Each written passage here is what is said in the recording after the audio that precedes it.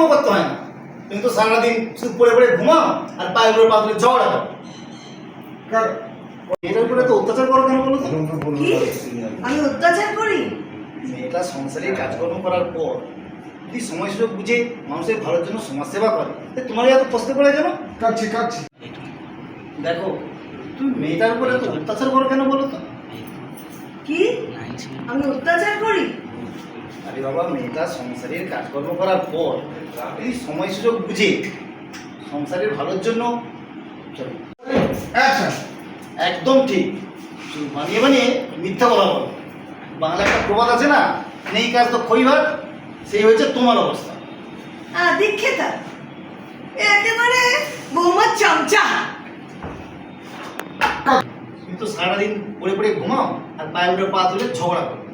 কি এত বড় কথা তুমি বলতে পারলে? ছেলে আসুক, তারপর দেখি আদরের বৌমাকে তুমি কি করে বাঁচাও। হ্যাঁ, ওই একটা কাজ তুমি খুব ভালো করতে পারো। ছেলেটার কাজ তুমি বিষ ঢালো আর তুমি আমার ভালো মেয়েটাকে ছেলেটাকে খারাপ করতে আমার নেই। ঘরশত্রু বিভীষণ, চোখে কি তুমি ঠুলি করে বসে আছো? পাড়ার লোকেরা যে ছিছি করছে সেটা দেখতে পাচ্ছ না? আমি কি বানিয়ে বানিয়ে বলছি তোমার? স্টুডিওতে আমরা যার জন্য আছি, একটু আমাদের শুটিং আছে একটা ছবি। কোন ছবি? ছবি তো এখনো নামকরণ হয়নি। ও না, আমাকে একবার বলেছে আমাদের ছবিতে আবার দেখা যায় পরবর্তীকালে নাম চেঞ্জ হয়ে যায়, তবে এখন পর্যন্ত যেটা আছে সেটা হচ্ছে বিসর্জন। আপনি এখানে কি করছেন? আমি এখানে একটা কোনো একটা চরিত্র করবো, এখনো পর্যন্ত আমাকে জানানো হয়নি চরিত্রটা কেমন হবে মনে হচ্ছে? কেমন হবে সেটা বলা তো যায় না, কারণ এটা আগে থেকে যদি আমি জানতে পারতাম আমাকে বলতো। হঠাৎ করে আমাকে বলেছে, কারণ এই যার ছবি তার নাম বলে রাখি, উনি ছবির পরিচালক, উনি কাহিনীকার, সমস্ত উনি পরিচালক সবই উনি। শিবপ্রসাদ রায়, ঠিক বলেছেন, শিবপ্রসাদ রায়। ওনার আগেও ছোটো ছোটো ছবিগুলো আমি করেছি। তা উনি আমার কাছে চলে আসলাম। এখন দেখি আমাকে বোঝাবেন চরিত্রটা নিশ্চয়ই। দর্শকদের কি বার্তা দিতে চাইবেন আপনি? দর্শকদের কি বার্তা দিতে চাইবেন আপনি? দর্শকদের তো কিছু বার্তা, একটাই মাত্র বার্তা, যখন ছবিটা হয়ে যাবে আপনারা দেখবেন। এটা আমার কথা। আপনার পরিচয়টা বলবেন। আপনার পরিচয়টা বলবেন। আমার নাম দেবেশ রায়। আমি অনেক করছি, বিশেষ করে আমি মঞ্চে এসেছি, স্টেজে, ছবিতে করেছি, তারপরে এখানে যখন ধারাবাহিক শুরু হয় তাতেও করেছি, তার পরবর্তীকালে রিসেন্ট এখন যে সিরিজ শুরু হয়েছে, সিরিজ ওয়েব সিরিজ তাতেও করেছি।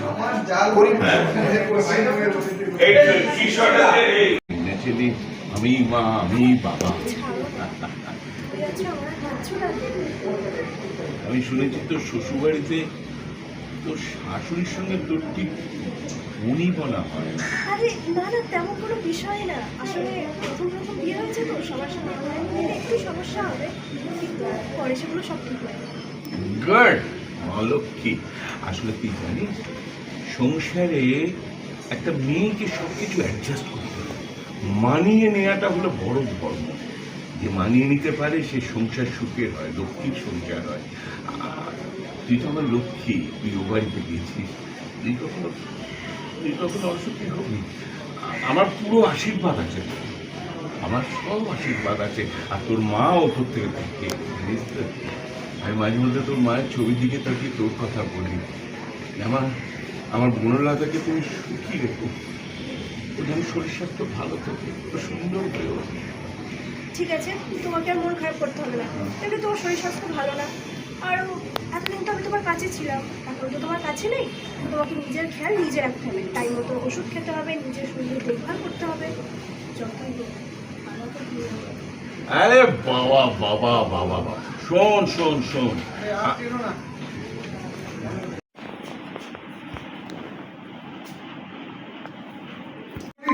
ওনারা যেমন রাখতে দিয়েছিলেন আমি ঠিক তেমনই রেখেছিলাম। বল, টাকাটা আমি দিইনি। কিন্তু আজ তো শুনলে বিশ্বাস করুন, আমি চুরি করিনি। ওনারা যেভাবে টাকাটা রাখতে দিয়েছিল সেভাবে আমি রেখে দিয়েছি। Rolling action. আমরা গ্রাম বাংলার একটি অধ্যুষিত পরিত্যক্ত অঞ্চল থেকে এসেছি। না না না বাংলার বডি আমরা গ্রাম বাংলার প্রত্যস্ত অঞ্চল থেকে এসেছি। সমাজ এত উন্নত হলেও আমরা কিন্তু এখনো সেই দিকটাই পড়ে আছি। করো, আর একটু ভালো করো। বেচারা শর্মা সুখে থাকতে ভূতে ধরে। যা হয়েছে, না না না, আজকে রাতে ফুল এন্টারটেইন। তা তো করবোই। একদিনে আপনার পথের কাটা কর, এবার আপনি নিশ্চিন্ত। কি বলে আছে? হ্যাঁ, ভালো খবর আছে। কি বলুন স্যার? একটু বাদেই আসবে আপনার খুশবু রানী। আপনি জমক খাবেন, আমার জমি দখলও দেবেন।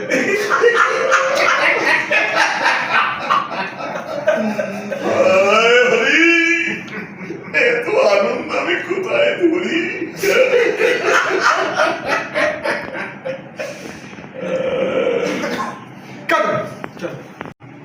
আমার তো সেরকম কিছু মনে পড়ছে না। বুঝতে পারছি পুরোটাই একটা লাল মাফের পরিচয়। করো।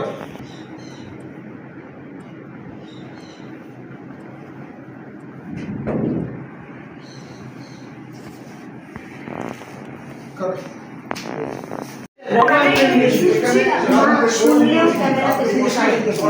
শুনে যাও, ডাকছে, শোনো। যতক্ষণ না বলা হবে উত্তম এই লাইটটা কি লাগে সরাবেন? না তুমি আগে পয়সা করো, কোথায় কি করতে আমি করে দেবো। হ্যাঁ সরো ক্যামেরা থেকে, পিছনে ক্যামেরা দাঁড়িয়ে আছে। তুই কোটে নিচ্ছে, তোকে দেখতে হবে, তোকে দেখতে হবে।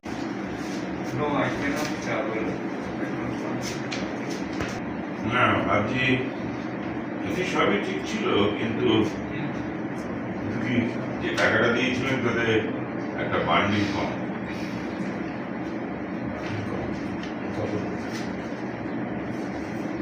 50,000 টাকা।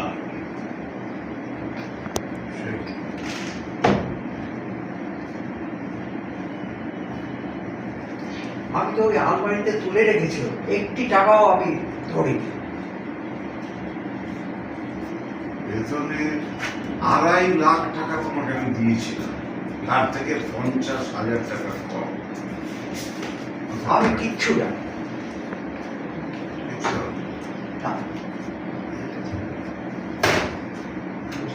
মিথ্যে কথা বলছো? আমি বিশ্বাস করুন, আমি একটা টাকাও সরাইনি।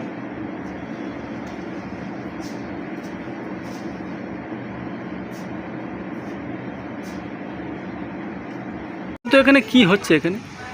এখানে আমাদের আজ একটা শর্ট ফিল্মের শুটিং চলছে, যেটা নন্দন ফেস্টিভ্যালে যাবে শিবপ্রসাদ রায়ের পরিচালনায় এবং আমার এই ভাই সহযোগিতায়। আমরা সবাই মিলে উদ্যোগ নিয়ে, মানে প্রত্যেকের কাছ থেকে কিছু কিছু করে হেল্প নিয়ে আমরা এই শর্ট ফিল্ম শুরু করেছি। নামটা কি? বিসর্জন। এখনকার সমাজে যেটা দেখা যায় যে শাশুড়িরা বৌমাদের উপর নানাভাবে অত্যাচার করে। এখানেও শাশুড়ি বৌমাকে প্রথম দিকে অত্যাচার করেছিল, কিন্তু পরবর্তীকালে দেখা যায় যে শাশুড়ি তার নিজের ভুল বুঝতে পারে এবং বৌমাকে মানে ভালোভাবে মেনে নেয়। তখন প্রথম দিকে মানেনি, কিন্তু তাকে যে ভুল বুঝেছিল সে ভুল বোঝাটা ছিল না। একসঙ্গে সবাই দেখতে পারবে? একদম একদম একসঙ্গে সব পরিবারের ছবি দেখতে পারবে। আপনার পরিচিত বলবেন, পরিচয়, আপনার পরিচয়টা বলবেন। আমার পরিচয় বলতে আমি সমীরণ দাস, আমি এই শর্ট ফিল্মের প্রযোজক, তার সাথে আমি একজন শিল্পী, আমিও এতে অভিনয় করছি। আপনার নায়কের বাবা হয়েছে। এটা একটা যেহেতু সমীরণদা বললেন যে পারিবারিক একটা সমস্যার ওপরে বইটা তৈরি হয়েছে, তো আমার মনে হয় দর্শকরা এটা দেখে খুবই একটা শিক্ষা প্লাস একটা মেসেজ টু দ্য সোসাইটি। তো আমার মনে হয় সবাই এটা ভালো লাগবে। তাদের দেখার করছেন নাকি? হ্যাঁ, আমি সবাইকেই অনুরোধ করব ও সবাই যেন আসে, মুভিটা দেখে এবং প্রজেক্টটা সাকসেস হবে।